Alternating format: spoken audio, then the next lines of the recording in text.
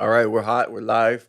Um, Welcome to the Round Block Podcast, where we like to talk to people and not about them.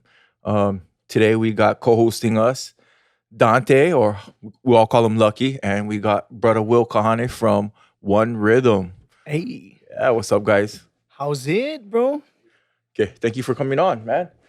So, I guess Will's got some big news he wants to share with everybody. Oh yeah, we get some fire in the works. Nice. Working on some stuff for a few months, but also too I just built a studio up in Volcano. I mean, it's kind of in the boonies, in the middle of nowhere, in the jungle. But I mean, I just feel like Hilo needs one, or not just Hilo, but Big Island needs a space that's like affordable for everybody. Because we get the low talent out here. Totally. Yeah. And I feel like it just needs to be heard. So I really wanted to make a spot everybody can just kind of link up and make some action together. Yeah. So I have a question. So I moved out here about two weeks ago, and I used to build studios. Yeah, I had a studio in LA, and I'm looking at this volcano, the lava rock, and I'm wondering about sound isolation.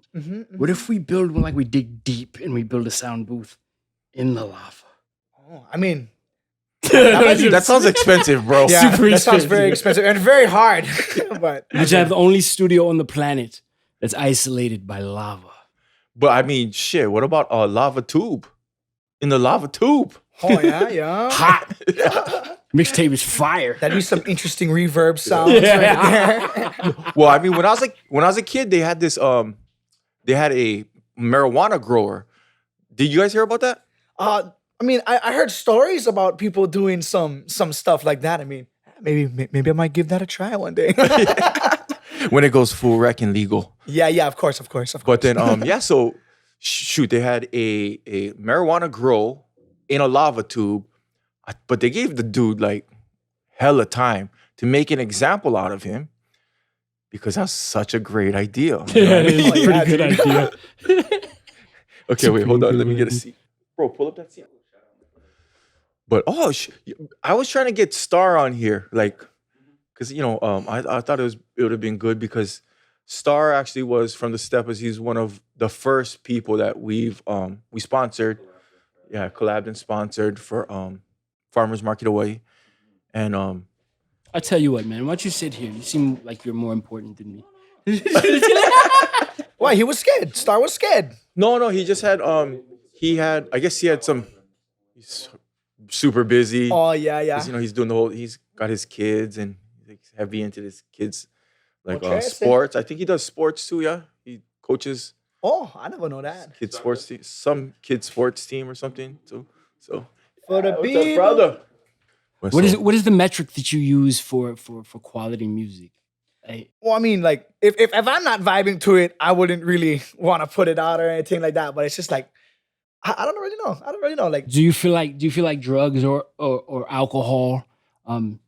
Not saying that you do those things, but those might influence whether something says. Guys, I saw this Missy Elliott interview once, and she was like, they went through this period where they were making 3-4 songs a day, and it sounded incredible, but they were high, and then they came back the next day, and it was just garbage. And I was like, that's a conundrum. Like that's kind of a mind fuck to feel like you're on some vibe and then you come back and it's just trash and you delete it. yeah. It's crazy.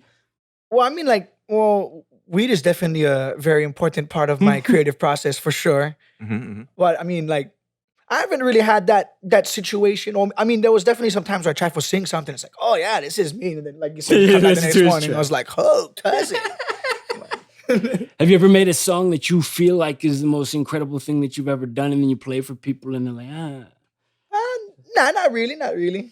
Or what about like artists have this thing where they want to build on it. They think they can make it better. yeah. You know what I mean? So they keep on adding Yeah. or stripping away certain elements and stuff, and Yeah. then it turns into shit. Yeah. When it's when you really started out with a fucking fantastic song. Have you ever done that? Oh, bro, when we did like stand up and rise, it was kind of just like in like 15 minutes, it just freaking came to everybody. But I mean, that was when we were in like high school. So I mean, we're listening back to like the recording quality and everything. And I But was those are like, the oh. ones. Yeah, Those are the yeah. ones. Like, I bet you go in the studio now and try and recreate that, and you can't. You like the energy that was there that day when you Yeah, were recording yeah. that song. it's just it was a once in a lifetime thing. So those are the songs that hit those quick ones that are just pure energy. Like, I Yeah. know that, but I also fall victim to that thing where you just overdo it. So I paint also, and sometimes I don't know when to stop. And I don't know if you've ever gotten with a track. I know you produce, right? Have you ever had like this pure track, and you keep going, you don't know how to get back to the place where you were really really feeling it? Well, I mean, like, if I really feel like I'm kind of getting sidetracked, I just kind of, undo.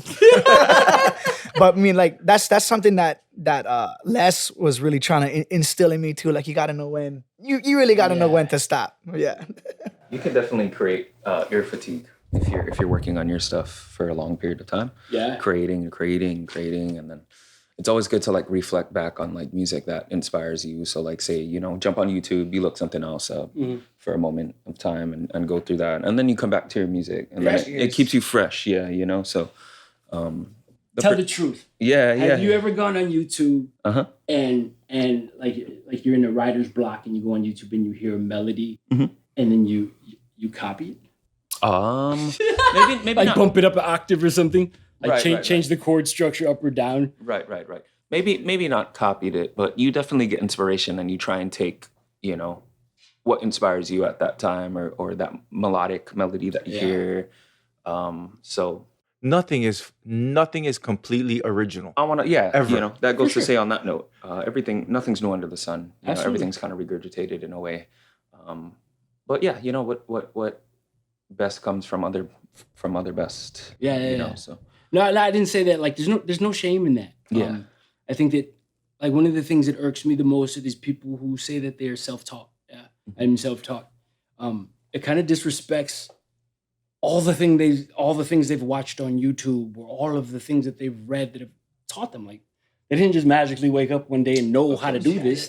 They're being taught this stuff, and so to say that you taught this to yourself is a little bit disrespectful to everything that came along the way that taught you this thing, whether it's on YouTube or whether it's whatever. So there's no shame in saying, like, full disclosure, I copy stuff all the time when I'm playing music. It's just like, that's music. There's a good blueprint, no matter who fucking did it before you, is a good blueprint. Yeah. Like even for me as a graphic artist and stuff, man, all I really want, because I see people copy my shit. Yeah. All the time, like on the regular, consistently too. And I don't get mad, but man, just give me some credit, say that you were inspired by my design or something that I did previously. And I could say that's where the fault would come in. Right. If they go ahead and fully mimic or say take an idea and not give credit, Right. then that would kind of be like, I see where you kind of put yourself before me type of thing, Well, that's kind of where I hold that whole thing of, I'm self-taught. Like, no, you sat on YouTube and you watched John Mayer play those chords for you to teach you how to play those fucking things. Right. He taught you that. Don't say that you taught yourself. And so that gets back to that, just. But then give right it there, you're gonna be a knowledge. clout chaser because you wouldn't be like this. Yo, John Mayer taught me these chords. Shout out to John Mayer. Be at a party of John Mayer. You ever heard of him? Yeah, right. He taught me these chords. Or like when we were in prison and we were painting, we would get magazines, art magazines, like David Cho or Crayola or whatever, and we go in that art room for however little time we had, and we go in there and try and make our stuff look like that because it was fucking cool. I don't think that there's any shame in that. I think that it's No, of course not. yeah. Like, I definitely go and like reference mixes and stuff all the time to kind of like mimic that sound. Yeah.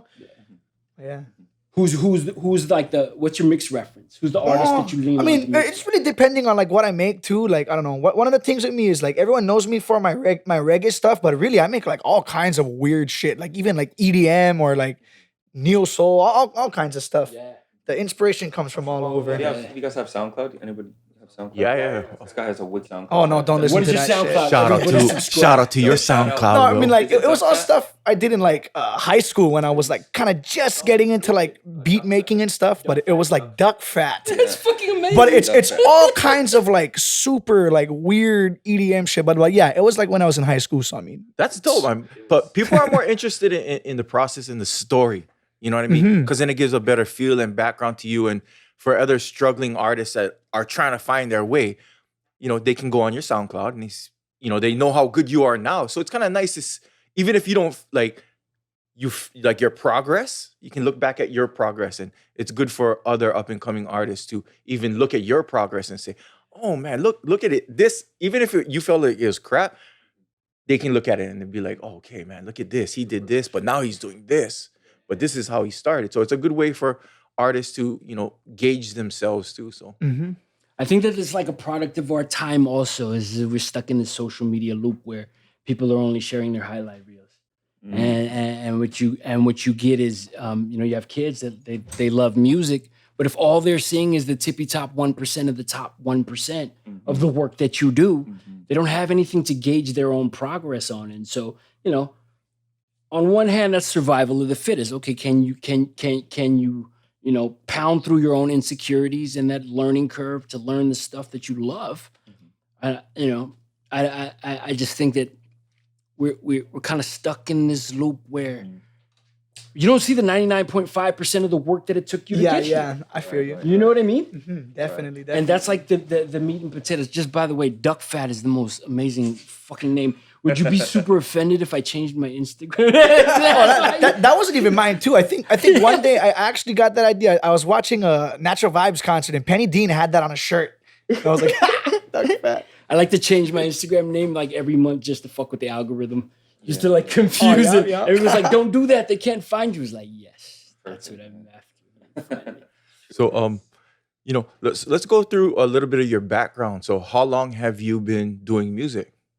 For people that don't know you. Roger. I mean, well, I've always had an interest in music from for as long as I can remember. I've always wanted to like drum and stuff. I started playing drums when I was like 2nd or 3rd grade.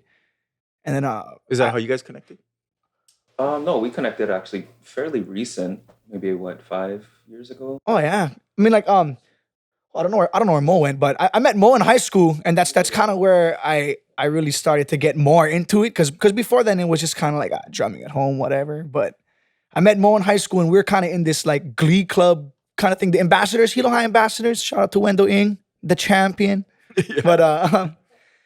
But that's really where I started to do it more as a profession, like seeing like, okay, we can actually try and follow this dream, like. Do you have a live drum room in your studio in Volcano? Yes, but I didn't really take into account how big drummers are in Big Island, and I wish I gave it like an extra 2 or 3 feet. It's because they don't get to bounce around and do the stuff. They just sit down.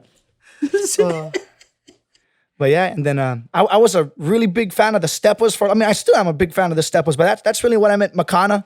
Once we started doing like our first few shows and stuff, we watching these guys a lot, and then the opportunity came for him to come and join us, and it was just like the perfect storm. That's cool. I mean, I like that. Yeah. How long? I knew you for fucking years now, dude. Since that collab. Yeah. I maybe joined the Steppers, I want to say, 3 years after that, maybe? Yeah. 3 years after that. So fairly new. So, I wanted Star to be here too, because I feel like the Steppers were on this, huge trend and gonna go somewhere. And then, I think that even what had happened with the Steppers and stuff, I think there's a lesson too, you know what I mean? There's a lesson on how to move, and as artists, man, it's harder with like a band, because if you do drums, you do bass, if you do guitar, if you're a singer songwriter, everybody has input. So a band is the first thing that's gonna fucking break up. Like me, I do graphics. You know what I mean? I do it by myself, and nobody's, I might catch like a little bit of ideas from people and input and stuff. But if I don't like it, man, I'm just like, yeah, fuck you, Lucky. But if I don't like it, it's done. I won't add it. Sure. And it's done. But sure. And I can't hurt my own feelings. Right. You know what I mean? Yeah. So it's not gonna be a personal thing where, man, I know this would have done good in this song, but fucking we'll never like put them in, that bastard. You know what I mean? Right. But so you're dealing with all these egos and on a lot of input on many different levels and stuff. So, man, Makana, have you told them what you feel like they could do better? So you've been at how many bands already? Quite a few. I mean, the musician community here in Hilo is very small, so we kind of all know each other from, oh, he plays with this group, or oh yeah, he's from this group. We all kind of watch each other play, um, back in the day when the county fairs would come up, or Ho'olaulea would always pay attention Laulea's to big who's over on here, bruh. stage. Yeah, those are really like the big shows. Of course, whatever private shows goes on when they bring bigger artists. But yeah, I mean, we all kind of had our share with jumping from group to group. Like Star specifically, he had his own thing before the step was with the Downstar group. Yeah, and that was kind of a big group at the time, along with Aipo Haku, I think Moi Aipo Haku, that's right. Moya, Mixture, shout out Mixture. They were really big groups, at least under my influence and what I grew up looking up after and idolizing. But yeah, I mean, along the lines with the creative differences, I think it's really important to kind of, even though you may not have the go-to at the time, it's really important to kind of just get everyone's opinion no matter what. I mean, you're the executive for your own designs, and honestly, no one can really touch you on that because you did you go to school for that? No, Yeah, I'm that- self-taught. John Mayer taught me. John Mayer taught me how to draw. Shout out to Right, John right. Mayer, man.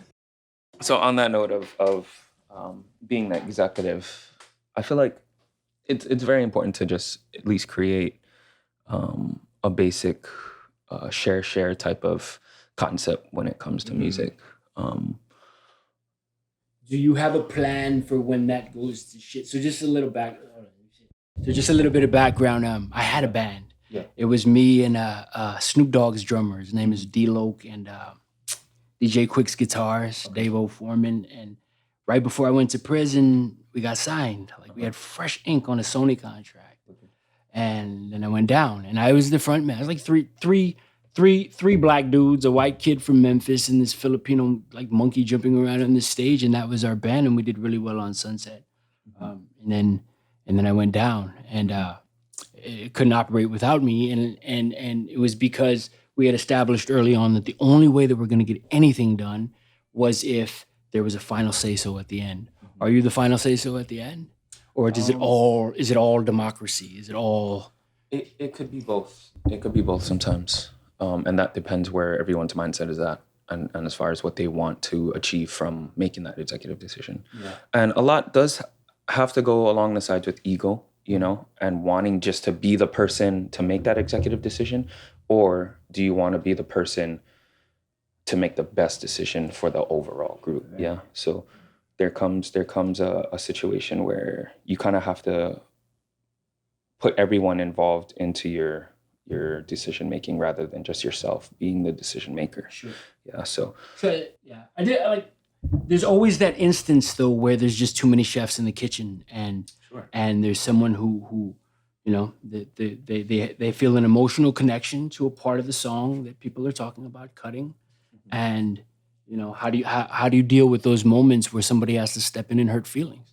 I honestly feel like the chemistry that we have with all of our guys, we're always on each other's asses, and we kind of have the same taste in music too. So it's like really, if one person does something that we're not really feeling, we let them know, and it's not really a big deal. Like we kind of get around that pretty easily. Good. We're all You gotta open have, you gotta have creatively. thick skin, man. You guys gotta have thick skin. Yeah. I've just seen, dude. I thought I really felt in my soul that the Steppers were going to be the one, be the group to break out of Hawaii, because I like they were vibey. It had some R&B to it too, and a little bit rootsy, but they were very radio friendly, even the topics and stuff. So when they broke up, I was just like, God damn, what? I felt like, man, you setting Hawaii back. Stay together, you know what I mean? But like you were it is what it emotionally is. invested in their success. Yeah, totally. Yeah, for sure. I think a lot of Hawaii was, at least a lot of Hilo, let me and get you a seat. that's what I felt too. No, it's okay. No, I I'm want to get you a cool. seat. You can sit on this keyboard. All right. There's a weighted keyboard here. I'll do fitting. Yeah, so I think honestly, because I was a fan, like Will was, before they joined the group, and that was, I think, immediately after the Aipo Haku revelation. So once Steppas came out, it was like, yeah, okay, here's the people that took the torch, you know, because they also had Poki'i at the time, and they had Naea at the time, which was like, you know, Naea fucking added heavy. Yeah, like bro, heavy, him and Star was you the know? yin yang. totally, dude. Yin yang, yeah. And that was actually carried through from Firewong. What's his name?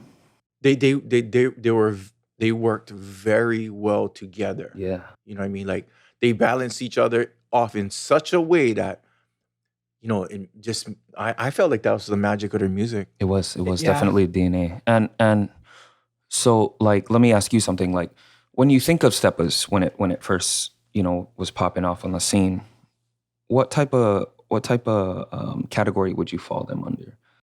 Yeah, that's like I said, for me it was a tough one because I felt Mhm. like it had, you know, had a very melodic and reggae, but it's progressive reggae where it almost had like an EDM twist to it Okay. too. So it's a little bit, yeah, you know what I mean? Okay, yeah, colorful, yeah. Yeah, and but it was, Star's very rootsy. Right, right. Naea was very melodic and R&B-ish, but Mhm. with a rootsy twist Rugged too. So vibe, right? yeah, dude. So it's really hard to put, but and it's just fucking good music to me. Yeah. Oh You know yeah. what I mean? So genre-wise, it's tough to put it in a category, True. but a good song, I don't care what the fuck genre it is. A good song is a good song. Good song, Yeah, yeah. Good yeah. music, good message, right?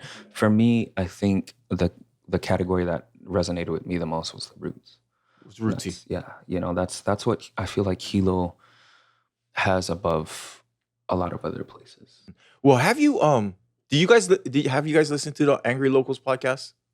I have not. No. Oh, Not yet. That's a good fucking podcast, dude. Osna brought up, he made this point where, we talked about hip hop because he does rap music and stuff. So he brought up this point. He said, if Drake walked in the room today, what could you show him? So everybody's like, I need a break. If I only had this and I had that. If Drake walked in a fucking room right now to give you that break, are you ready for it? And most people will say no. They don't have the music bundles. They don't have songs written. You have to be able to let him look at some songs and stuff and let him pick. You know what I mean? To work with somebody like him. So, you have to be prepared. You know what I mean? Like, if you're a boxer, man, you gotta have good cardio. That's part of it. That's like that song cardio or something. I imagine everybody in this room like has access to their music enough to be able to. If Drake was to walk into this room, you'd have something to play for that guy. It was like, Not scared. yeah, that's the best approach. Yeah, I think somebody there's two things. One, everybody sucks until they don't. Like Drake fucking sucked at one point, and what he was doing, he was garbage. Probably on Degrassi High, probably was trash at rap. He was like, Wheelchair Jimmy. Not that I watched that though, yeah. Not that I watched that shit because that's not like macho, right? yeah, but like also you have confidence that this is what you love. Like you have been blessed. You've been blessed to know what you love, but also to be able to do that thing. And I think you said something earlier where it kind of clicked, where you knew you could do this professionally. Do you remember that moment, like that day when it kind of sunk in your head that this could actually happen for real? Because that adrenaline rush will probably never happen again in your life. Oh yeah. I mean, like it wasn't really like a day per se, but just like kind of over the course of that first couple, weeks in high school with all the boys, it's like Started oh, getting wow. songs back. Yeah, like everything was just kind of meshing together, right? Yeah, it's an amazing feeling. Yeah. What about you? Does that happen with self-taught artists? Do you have a moment where you realize you can make money doing this thing that you love? I never look at the money at first. Well, not the money. I look at the project. I'll attack the project. Then if the vibe is good and it's, I feel it's something, I'll try to think of how I can monetize it after. Yeah. But I mean that moment though, where like, and I say money as a storage of value. I don't mean actual cash. I'm like that moment where you realize, hey, I'm good enough at drawing where I could actually, fill the fridge with this shit. Do you remember that day? Do you remember that moment? No, I was selling dope. That's why dope was filling my fridge. I ain't gonna lie, dude. All that I did graffiti and stuff, and that was just for fun. Graffiti has this whole rebel attitude about society and stuff, and like, fuck everybody, fuck the state, fuck the government. That's how graffiti talked to me. So I never would have thought I could make money. I still find it strange that people will pay me to, paint on something and put my graffiti and tags and stuff on it, and they don't want to buy it after. That shit is still foreign and strange to me. Yeah, I'm still uncomfortable with it, but you love doing that. Like I haven't met any dope dealer that actually loves selling dope, but you love graffiti. So that moment where you realize that you can feed your kids doing something that you love. And I don't know if it's just because I'm getting old or what, but I can't catch it. I can't catch that moment where I realize that I could make a living doing this thing that I love. oh no, I definitely loved selling dope. No, I come from like The poor fuck is wrong with you? no, I come from a poor upbringing. So I was Yeah. I was young, making all this money.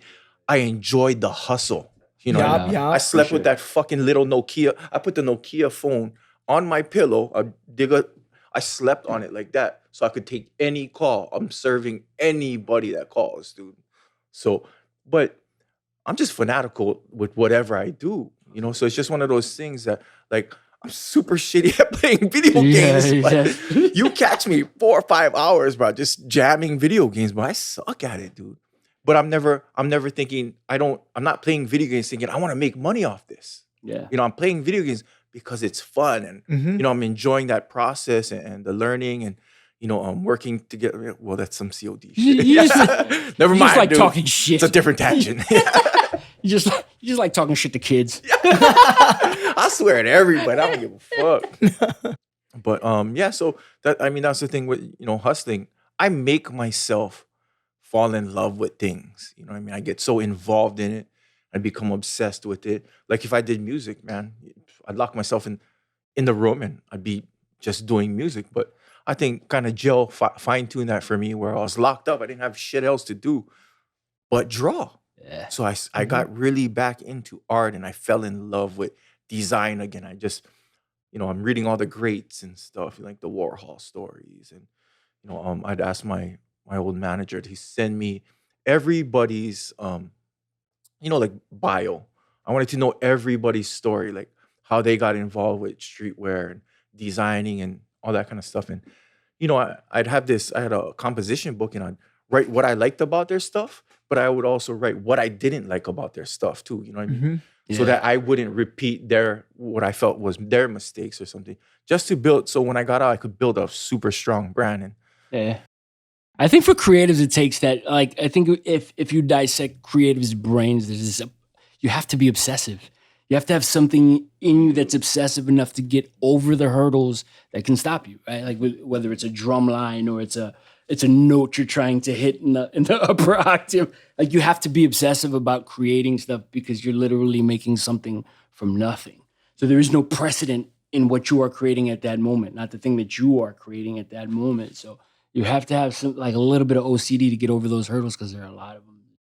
well, I think that's where the problem comes up too, though. That's when problems start to bubble and can become toxic, because if you're working this hard on something, Will, and or Moses is working some really hard on it, and then Makana's fucking off. Yeah. Then now you're like, why isn't he here? He should be here with us. You know what I mean? Then that's when it can start to get a little weird. That's when we all come together, and that's when transparency comes to play. Okay. Like so some days one of the boys or maybe like half of the boys are not feeling it. Most They're days. not gonna, yeah, that's actually most days, yeah, straight up. But I just give props to this guy because every single time whenever it comes to a project, he tries his best to finish it that night of, or within a week, or within a month. Like it's always on it. But yeah, so transparency when it comes to situations like that. And whenever it comes to the music, the main guy who makes it puts all of his stuff into it. But when it comes back to the board, he would have the most say in it because he made it. Mhm. Okay, so I'm gonna bring up something too that, and it's very relevant, and you guys are gonna thank me later. So now, because we're all struggling artists. Okay. So when there's struggling artists, struggling hungry artists, you guys are all hungry. Money's not involved in. It's just passion and fun and Exactly. stuff. Yeah. But now, when it comes to that iTunes check, that maybe you weren't there for the stuff and Will pulled extra weight. Now money comes into play. So now Will, do you say, nah, fuck it. I said in the beginning, we're even splits. Or now do you guys get together and say, oh, he pulled more weight. You should make more. You should be you should get 60 and I get 40 or something like that. So money will fuck everything up. Yeah. But know that is that very now. true. Know it right now. Oh yeah, yeah. Yeah. But, That is very true. I feel like the cool thing with us is like always from the beginning, like it was like, fuck, if you didn't work on this song, you're not gonna get anything for this Okay. song. But everyone's kind of cool with it, you know what I mean? Like if it's Mo's song, like yeah, Mo's gonna get most of the share, you know what I mean? But I mean but really it's just like the iTunes check, it's the royalties check. Like we're only making like a few cents, you know what I mean? It's not much. It's just straight passion right now. Yeah, like if you're not vibing off of what you're making, then something is wrong. But you know what? Main thing, you loving it. And to his point, like this point that you're at right now is so fucking beautiful. Yeah. Where it's like this mutual just hustling, grinding everybody. But like you said, the minute that money, like that's what money is designed for, to split. That's what money is designed for, is to divide and conquer. And when it gets to that, I like just remember this moment right now. It's like I had fist fights over a fucking hi-hat line, you know what I mean? Just so that they can get in on the publishing. Like, what? That's crazy. So yeah, this is a beautiful, like taking every single second of every single moment of this time right now, because it's all about the music. You know? It's all about the music. But also when money does come into play, you guys gotta know that too. So, bruh, like talk about that shit now. Talk about splits right now. Talk about how you guys, who's gonna make what, or you got that has to be in the conversation early on. Oh yeah. Oh yeah. Like before we not before we make the song, or before we even publish the song, or before we even go to district to even think about doing anything, we make splits. We tell everybody who was on the track exactly, like who did the guitars, who did the drum, who did the piano, who did everything. So if you know who exactly was doing it, then you guarantee can know who's gonna get paid. That's from the start, from the beginning. Whenever we finish a song, we know who played on it. Those people would get paid every time. We always agreed on top of that. Never anything else. We've never really had to butt heads about anything like that before. Like everyone's pretty cool with that. No, well, everyone's pretty cool with it until a lot of money involved. Yeah. Because now, because you guys are all, and you guys right now, you guys are all doing it as part-time, right? You guys all have other jobs. I'll be part time. I'm kind of like fucking full in this shit already. Because now that he just found the part-time. Part-time too. So all you guys have other jobs too, right? So one day this thing is gonna if you guys stick together and make it about the music and stuff, one day it'll pop. It'll pop one day. And then you guys can give up your other jobs and stuff and do this full time and stuff. But when it has, dude, when $20,000 is involved, money will fucking break you guys and fuck everything up. So The trick is just to spend it all on cocaine. like the rest of the musicians. What's your favorite song that you guys ever made? What's the go-to? Drake walks in, what's your go-to song that you play? Oh, I don't even know right now. It might just be some of the stuff we haven't even released yet. Honestly, like Oh, Drake just walked out of the door. No, it was like, what's the one song you point to like, this is us? I don't know. Yeah, it's kind of a hard one because even too like with us, like we're really drawing from all different kinds of genres and stuff, and we try and make not to make everything sound so different, but like What about you? What's your favorite? Like you have to have a favorite. Good Day? Yeah. Good Day's a very uplifting song. And if it wouldn't be Good Day, I would maybe want to say Stand Up and Rise. Just because the purpose and the impact of and that time that we were in was really But I mean, of course, Drake's not gonna fucking, you know, He he's might, gonna be like dude. reggae schmeggy. No, Wait, but Drake loves Drake. yeah, dude, and that's the thing. That's the thing I tell all Hawaii people that I work with and stuff, musicians, artists, whatever, dude. Did I'm you just not like, hear Drake's Jamaican accent? yeah, it's so terrible. Did you not? No, but it's Hawaii's a vibe, dude, and people like fucking with Hawaii. And you guys, as artists, man, you guys gotta collaborate and fuck with each other. Don't get so clicky. You know, I see it in the I saw it in the hip hop community, and so when I created the Lower Ina project, and so I tried to just take, you know, like the strong players from these different cliques and stuff, bring them together and say, let's gig, let's put these songs together, these videos and stuff. And man, yeah, just fuck with each other. Ego, Don't man. Come to hip hop. Ego plays It's plays so very. Oh my goodness! There's been many gigs where like sometimes one person would just be the Debbie Downer of the whole entire night. Yeah, Like it would ruin the whole entire gig. Like one word, and then everybody's just like, "Oh, here we go." yeah. You know, it's like man. But it happens. It It happens does. every time. Like you gonna have good gigs and you gonna have bad gigs, or you're gonna have great concerts and you're gonna have sucky ones. And the bad gigs can always be pointed to a shitty. Yeah. Every single one. You said earlier that like the Roots was the special sauce out here that you think can't be replicated anywhere else. Do you feel like it's a window for opportunity, or do you feel like you are confined to doing that because you know that it's the secret sauce? I feel like it definitely is the window of opportunity.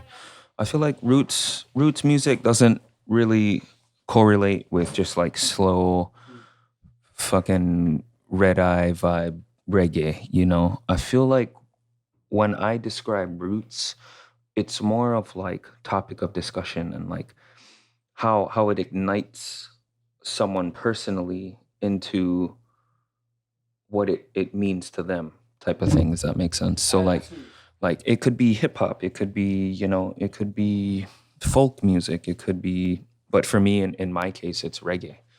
Like and the same goes along with like Jamaican reggae too. I feel like Hawaiian reggae and Jamaican reggae play a big part and correlate together. And that has to deal with like the whole, you know, overtaking and the overthrow when you know Ethiopians had it too back in the day, and that's why they wrote this rebellious music to like kind of congregate our people and be like, hey, this is what's going on, you know. Almost like hiding a message almost too, right? Yeah, it's message purely, you know, it's message purely. And then, you know, you put a good like rootsy vibe to it and it just hits you differently, you know. So I feel like that whole Aipohaku revelation, man, played a big role. So I feel like, yeah, roots is an opportunity, it's a window of opportunity. Do you feel like that's the path of least resistance to getting people to actually get off of their ass and do something?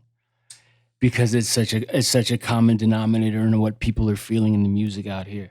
Like they're looking to it to feel something, but feeling something always has to translate into motivation to do something, right? So that goes along the saying of Bob Marley's song where it goes, who feels it knows it, who the cat fit, right? Who feels it knows it. And yeah, so if any type of song will move you in a way to search deeper into self-identity or to make you aware of what's around you and your surroundings, then I feel like that would be the roots, you know. You know, so and it's often written about in reggae, you know. For sure. Reggae is that rebellious avenue to translate what is really going around. For it's a voice of the minority. I feel like too, because it's the same way that hip hop was too. You know what I mean? The collective minority. Yeah. Collective minority to where it's no longer a minority because it's collective. It becomes the majority. Like we're all dreamers in this room. I know we're all dreamers in this room. When you're laying in bed and you close your eyes and you think about what your music can do, have you planted a flag in what that looks like? I don't really know. Like for me, I'm still just making music to make music. Yeah. Like, you know, yeah, that's Yeah. It's pretty much where I'm at with Yeah, that. it's true. I just love to Yeah, make yeah. music, bro. Yeah. I mean, you know, the craziest thing too is like how I caught wind of you. I saw you at Kalapana. Kalapana is well, it was. Hopefully they come back soon. But Kalapana was the grounds, man. Oh Like, yeah. you know, it's where a lot of breaking, you know, new artists got a chance to perform in some crowds and stuff. And you know, Kai Kenna, I remember Kai Kenna before he was Kai Kenna, you know what I mean? Like Mhm. before he's big as how he is now and stuff. I remember, and I said this back then. I was like, man, yo, this Kanak is good. He's going someplace. And I knew it in my heart he was gonna go someplace if he stuck it out. Mm-hmm. You know, stick it out. Oh yeah. That's Stick it the out, you plan. guys. I Stick mean, it like, out. I mean, regardless if we go anywhere or not, I'm gonna be doing music for I don't know. I want to be doing music. That's all I'm you know. That's right. That's what's gonna get you through those moments where you're just stuck. Just keep making music. Just keep busting through. Like I had so I had Casey 808 used to work over here. He's actually the only guy that worked at my gallery. Oh no, Adam too. Well, phenomenal fucking artist, super talented guy. But he could have went someplace. I still feel like he still can. Like Yeah, he's still out there doing his hustling, his grinding. You know, he's coming up with some good shit. You know? He is. Because he's a very talented dude. Yeah, man. But to me, I feel like he shoots himself in the foot and he doesn't put himself out there. And he's comfortable with just getting noticed on a small local level. You know what I mean? And that's something even like with you guys. At some point, you guys are gonna have to gig. You guys are gonna have to tell your girlfriends that, you know, I'm gonna be on the road for 2-3 months. You know what I mean? Mhm, You've mhm. experienced it yourself, you know. So relationship wise, man, that's tough. And it's not many relationships survive that type of distance and stuff. It's like the army, you know. You're getting shipped out, Mm-hmm. you lose contact, you lose touch, hate, and then the attitude affects your music too. It affects your vibe, your energy and stuff. Mhm. If you're doing gigs and then, you know, your girlfriends or whatever back home are just like, oh, so you partying? I seen you I seen on your because that's what you guys have to do. You guys have to self-promote. You guys have to put the gigs and what you guys post on social media. It's not real. It's real, sort of, but it's not real. Like, The highlights. it's the exactly. Yeah. It's the highlight reel of what's going on in the tour. Yeah. So Yeah. but then for some, like if your, you know, significant other is at home, she's watching your story, looks like you guys are just partying and having a fucking blast. And, you know, Mm-hmm. but that's like you said, man, that's just the highlight reel. And, you know, she's going to call you up later. Oh, I see you doing shots. Yeah, what? Y'all boss now, you fuck. Yeah. Yeah. So, you That's know, where you have to establish the trust too. Yeah, you know? yeah. Yeah. But it's hard just being away, period. Whether you're in a relationship or not, I feel like Hilo and home and being away from that is really tough. And it, you know, us local boys, when we get the chance to travel and be out there, it's a unique experience for sure. But you know, there's really no place like home. And you start to miss that more than anything. You know, you miss seeing your friends on the daily. You miss, you know, just seeing the ocean on the daily. Like some places in the mainland, they don't get to see the ocean. yeah. I tell you, there's one piece of, like, there's one thing that, like, when I was going through that, you know, I was in love with the girl, and you know, I got to that little butting head stage where it felt like a choice, like you had to choose, and there's no way she was gonna win that choice. You know what I mean? There's just no fucking way. And then Bruce, the guitarist in the band, he had toured with a bunch of other people, and he said something that made me feel good about it, but I'm not sure that it's entirely accurate. So I'm going to share it with you, and you can take it. He says, "That's the cost.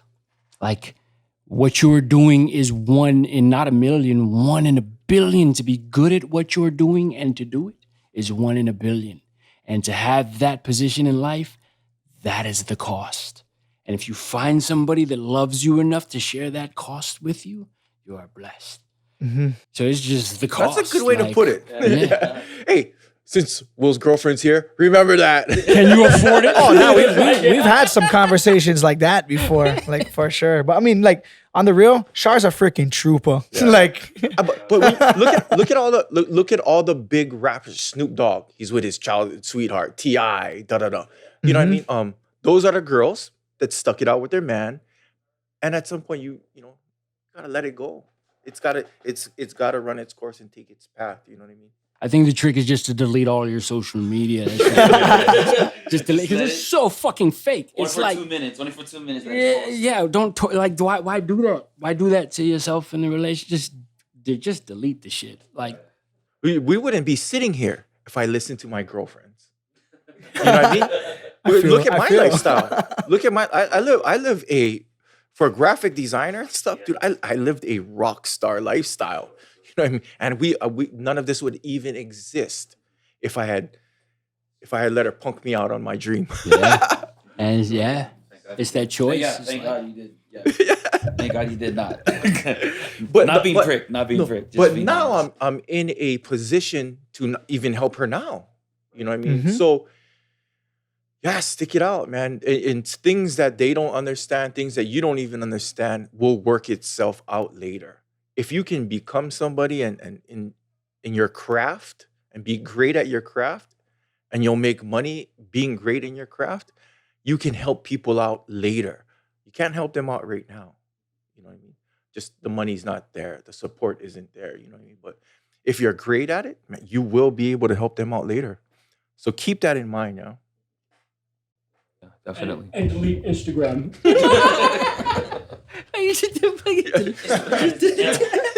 Only Twitter, yeah? Maybe Twitter is cool, yeah? Fucking Tumblr. Just keep the Tumblr.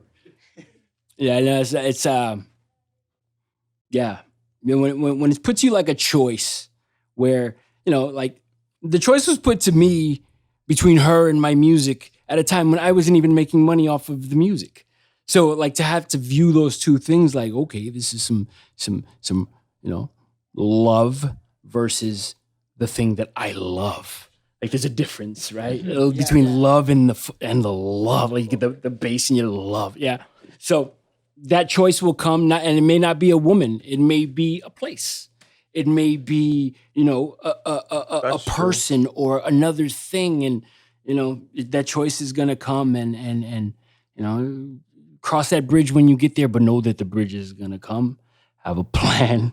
Like at least just keep it at the top. Because from everything that I've heard, success is in you guys' futures. So, these are questions that it's good to be prepared for. Yeah. I mean, yeah, Makana has he has EK about this whole thing too. So oh yeah. Spit your guidance. Give some good guidance and advice and stuff.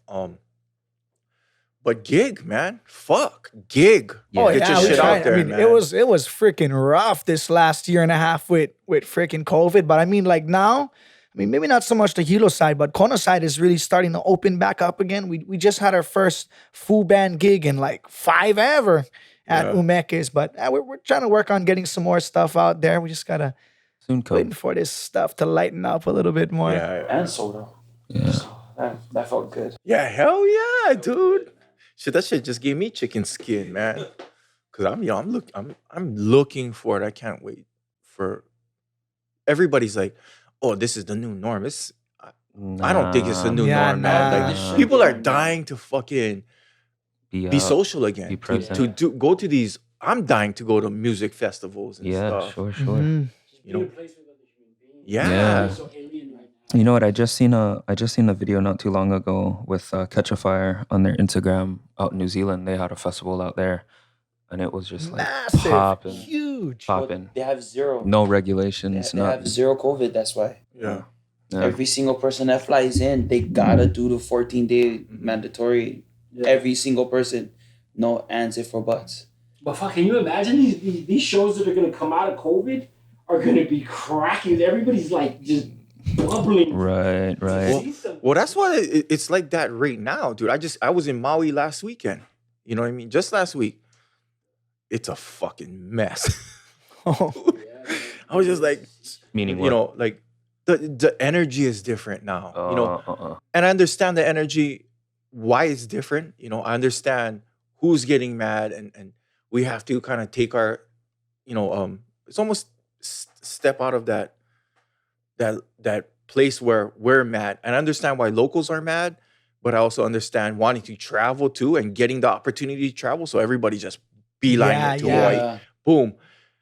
I think, the locals are mad because, law enforcement, they feel like rules are made for them, but not made for the people flying in. You know what I mean? So, but I will never use that excuse where like, oh, wear your mask. You know what I mean? Yeah. I don't, You don't point the all finger. these things, man, you got to remember how life was before. It was a choice. All these things are a choice. And I was arguing with somebody on social media about that Sway Lee concert. Yeah. Oh, you guys are fucking inconsiderate. Y&I. Yeah.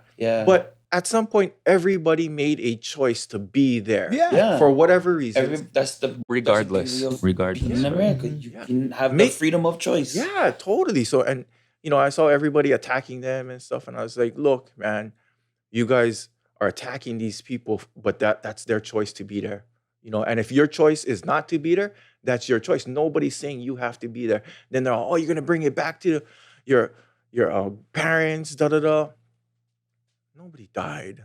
Yeah. I mean, nobody got like sick from the Sway Lee concert. No, because if somebody did, the news would have fucking blew that shit out. They would have like found somebody and they would have blew that stuff up. But Hawaii's been pretty strict about the coming ins and going out. Hawaii still, is a rollover state. So Hawaii, California, New York, they're rollover states. They test certain laws over here. Explain what that means for the COVID folks. Okay, what does that mean? It's a rollover state is the cost of living is so high, we can't involve ourselves in politics because we don't have time to. Everybody has to look at everybody in this room has a job. You know what I mean? They can't do this, they can't chase their dreams full time. So the cost of living is so high, we can't get involved in politics because that takes time and energy. We don't have time and energy because our cost of living is so damn high. Just like New York, just like San Francisco, California. So that's why they're able to, and people aren't paying attention to these midnight laws that are being passed, because we're tired. At the end of the and there's too much of it, and you don't have time to really go through the laws, and they hide there's all these little hidden agendas inside policy and stuff that they try to sneak in. And then later on, you're like, you might vote on it because, they might bring one topic up, but then there's this back door on it. Mm-hmm. Yeah. And then right there, you're just like, I voted for this. Yeah. But now you feel dumb because there was this back door in it that says, okay, you voted for this, but then this? Yeah. So, it's a tough thing, man. On a more positive note, did you learn anything on COVID? Like, no bullshit, I learned how to bake bread. Mm-hmm. Did you learn anything? I've been doing a lot of cooking. No shit. In the studio and just cooking in general. And gaining a lot of weight. I need to take it easy already. Yo, I bought the fucking the KitchenAid thing, the Martha Stewart KitchenAid. I never used it, but I got so stoked about making bread. I bought the fucking thing. Did you learn anything in COVID? During COVID? Not actually. I ended up working from one job to working 3 jobs. Through COVID? Oh yeah, Mo's super busy, bro. I worked 6 to 7 days a week for like 4 or 5 months straight. Damn. When COVID hit. And I just had to change. I had to change everything. I had to move everything around, my schedule, even like through music, like even meeting up with Will. Mm. I never had time to go to the studio or help him make the studio. I never had any time. So it was like, I never even had time with my own family. My parents, my own, the people that I grew up with. Yeah. I had I was just by myself. So you learned that you are in demand. That's what you learned. What about you learned? Is there an instrument that you wish you knew how to play? Keyboard. No, not really. That's a nice one that you're sitting on. Yeah. I'm gonna pop it open before you guys leave. You have to touch it. Okay, wicked. Yeah, me and Will touch on that for sure. I didn't really pick up any trade as much as I wanted to. I definitely had some goals, but I guess along the lines with Moses, more self-acceptance and self-love. I was by myself a lot of the time, so a lot of meditation, a lot of processing of like what's going on. I actually was pretty blessed to hang out with some kumpunas, and they kind of taught me some philosophy on how to kind of persevere through times like this, you know, and whatnot. So, yeah, community love and I think that was the biggest shock, is that people realized they were going to be alone. In the beginning, they just realized they had to spend a lot of time alone, and they weren't prepared for that out the gate. And you're kind of like a mindful. Oh shit, I got to be by myself.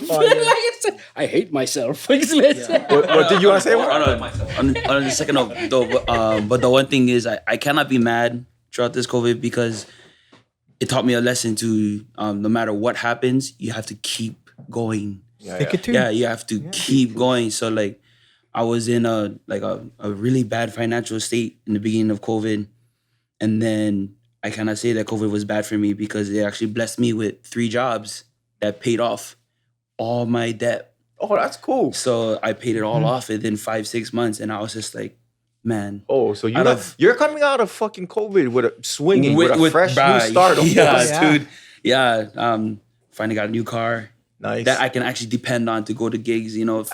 So it's like, it feels good. It feels good to like finally feel fresh, renew. And even though we had to go through some deep shit, like, I can't say that it wasn't that bad for me. I'm very blessed, you know. I'm very lucky to have that. I became a videographer during COVID. Yeah. Because I couldn't fly. I couldn't fly, you know, the videographers in anymore. So I had to learn how to Make your own podcast. I have a dude. I have been putting off the podcast for years. So if you guys saw I had that road set up and stuff. I've been putting it off for years. Like, nah, I'm just gonna do this. And I called him up recently, like, because he was gonna move down. I was like, what? When you move here? Because he's really good at computers, and he taught me how. He kind of helped me cheat with, like, in jail. We took Google SketchUp and all these, you know, classes, and he'd always help me out on the computer. And so I was like, man, when you get here, you got to help me do the podcast. And he was just like, just do it. Yeah. And I was just like, wait, what? He's like, you will figure it out. Just do it. And I was just like, fuck it. Yeah. Okay. Yeah. And I just did it, you know. And now, you know, I'm blessed to have one of the, like, fastest growing podcasts in Hawaii, which is not saying much because there's not a lot out there, but, you know, it's cool just to kind of still be at the forefront of podcasting now.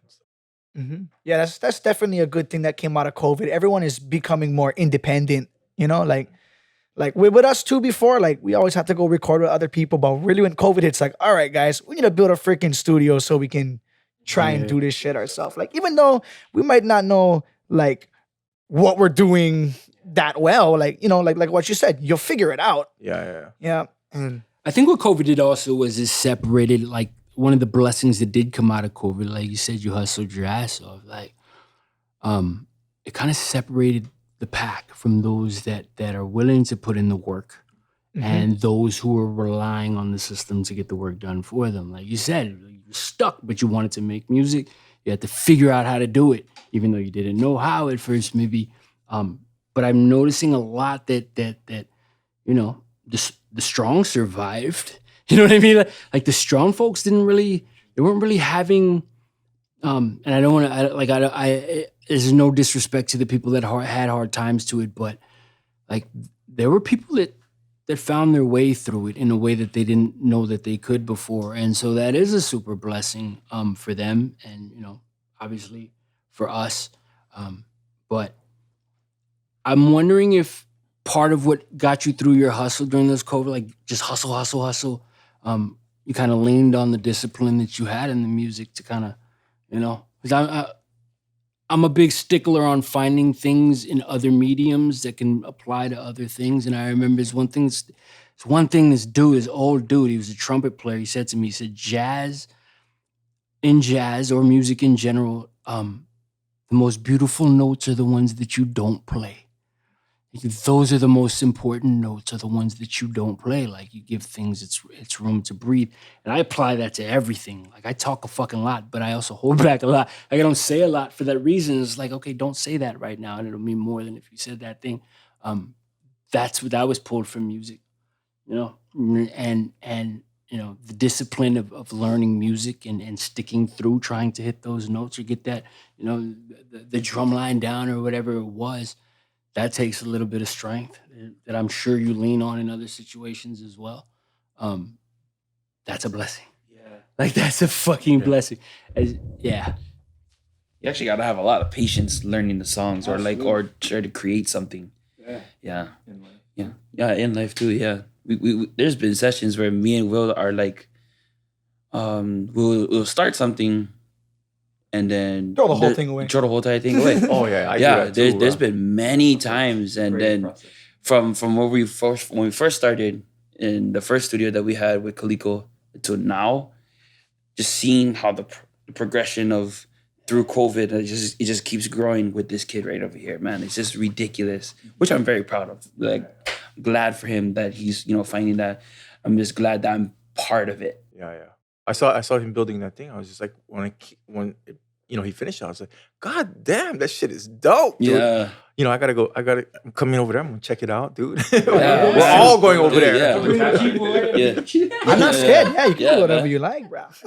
Have you ever made an amazing song and accidentally deleted it and it's fucked with you for like 3 or 4 days? Oh, I mean, I've done that with beats before, Yeah. like in the beginning, and I hated myself for There a while. there after has that. been one time he made the whole entire song, and then The computer froze. crashed, computer yes, crashed. bro. Oh, man. Oh, That man. spinning little did wheel, not yeah. save. The spinning Oh, wheel of man. death. That's the worst. And it took like a full 4 or 5 hours just to make like just the intro, and it's just like, Oh, I got this. There was this artist. So this bass player comes in. His name is Chuck. He's Mariah Carey's bass player.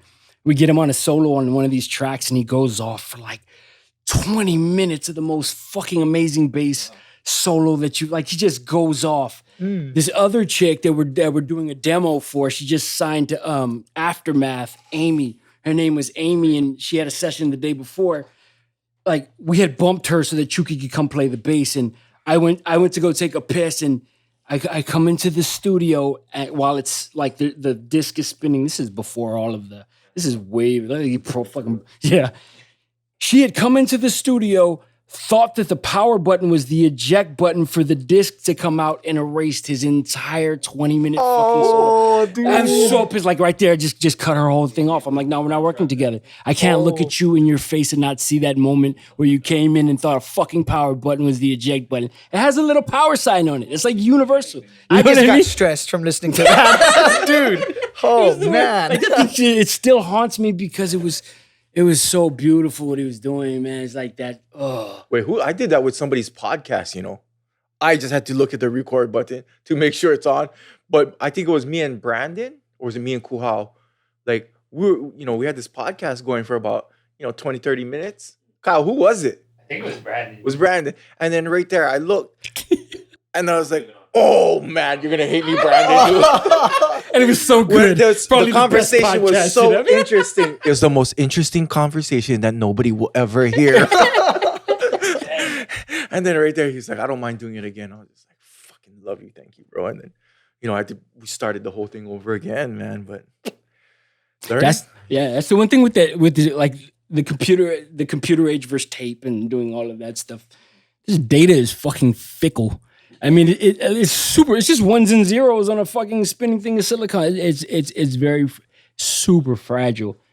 But there's also that threshold that you hit where you're starting to save too much. Like you have 6 different copies of the song on all the hard. Yeah. And, that's good, but it's also bad because you can't find the one that's actually the newest, or the one that you like the most. before our EP, we had each song about like 5 drafts. Oh, yeah. Each song had 5 drafts of itself before we could even release it. I just gotta get better at organizing my things, especially when you named like almost POW, just about POW, pretty much done. Like Number Close to 17. done. yeah.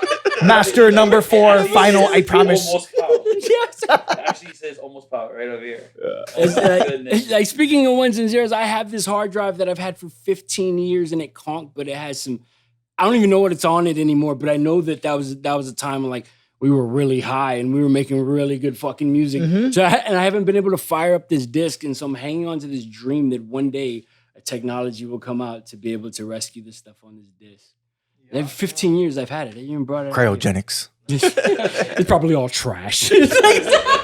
Don't worry, it sucked, bro. I think my friend Kyle's actually doing something like that. He just has like a bunch of his old hard drives that he took from his computer and he's just holding on to everything. My mother actually, she was in radio before my time. I think she was maybe about 20, 21 when she first got started. And she interviewed a bunch of Hawaiian music artists at the time. So she had a collection of reel-to-reel tapes, and she preserved them in the Library of Congress. So like on that note, but way back in the day type technology, she just came out with a website right before she had passed. It was called Hawaiian Music Heritage Series, and it's online. It's free. And I think there was only a couple of uploads at the time. I think there was Gabby, Peter Moon Sr., who else was on there? I think maybe Palani Vaughn and Alvin Isaacs. And your mom is doing the interview? She's doing the interview at the time, face to face. And so like on that note, of like collecting and holding all of these things. And she, at the time, she didn't know what she was doing. She was just getting herself more involved with radio. Wanting to identify who this artist was completely, because at the time all they were just this glamorous Hawaiian music artist, but she really wanted to know the in-depth of who this person was. So, yeah. Oh yeah, I definitely think check also this you shit guys out. are at like this age. You guys are at a time and age, or we as a fucking species are at a time and age like it's never been before, to where you can record something, put it up in the cloud, and it's there. And you have one copy of this one thing. Like the first compilation that I put out, we had to actually press CDs and shrink wrap the shits and get those out to the distributors and consignment and all of this and that. It didn't have, streaming revenue and all of that stuff to where you can make one thing, throw it up in the air, and millions of people could get that one copy. Yeah, a click of a button. It's nuts. And it's never been like this before. And not just with publishing music, with anything. You can learn how to bake bread right now if you wanted to. Oh, yeah. YouTube has the answers to all of life's Everything. questions, bro. It's like, how do you change the nut underneath the toilet if you don't have grease and you have a rubber band and 2 toothpicks? And there's a video right there. He's fucking doing it. Like, oh my God. Yeah. I mean, it's an exciting time. It's an exciting time. And I don't, like, it's kind of overwhelming thinking that, okay, all of this knowledge is now democratized to where nobody has an excuse not to learn anything anymore. If there's something that you want to know, there's no excuse not to learn that shit anymore. Yeah, and true. that also comes with a cost. You know what I mean? That comes with a cost. And I think that it's moving so fast that the holders of this information can do whatever the fuck they want to do. You know what I mean? Like, yeah, I'm probably going to give up my personal information if I want to learn how to bake bread. I think that's a fair trade. But all of my personal information, you know what I mean? It's just a scary time and an exciting time in it. And that's why I think you should build your studio in lava.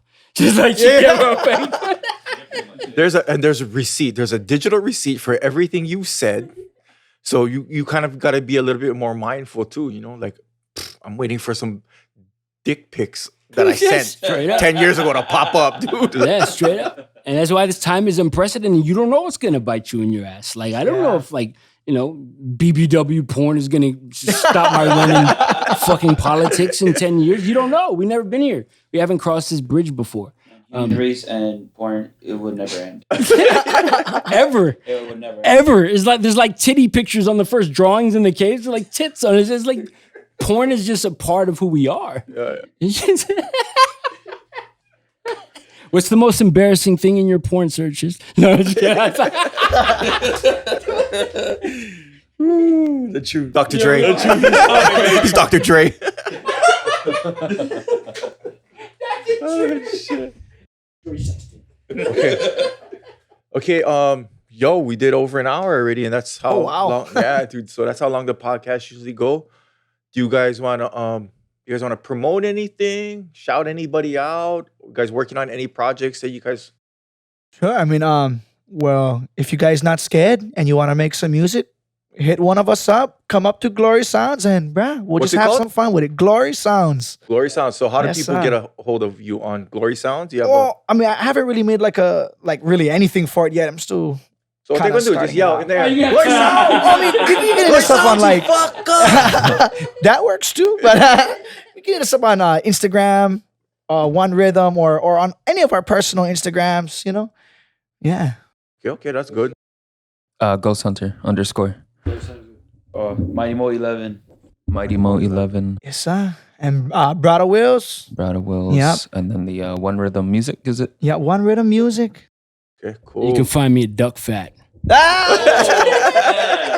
I remember that from those days, man. Yeah, it's a fucking awesome Yeah, you name. missed it. We were talking Somebody about that tells me earlier. that name, you can't forget it ever. Man, oh, that was so funny. Because like I'll be like the MC and he'll be the DJ, and I'll just hype up the crowd, whatever.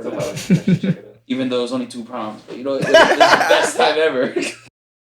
All right, man. Well, Yes, sir. Round Block Podcast, where we like to talk to people instead of about them, man. Thank you guys. Mahalo Aloha. for having us. Yes, sir. All right.